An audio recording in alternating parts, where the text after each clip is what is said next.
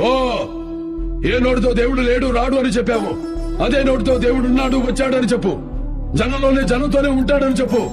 పరమేశ్వర, ధర్మానికి ఆపద వచ్చినప్పుడల్లా వస్తాడని చెప్పు.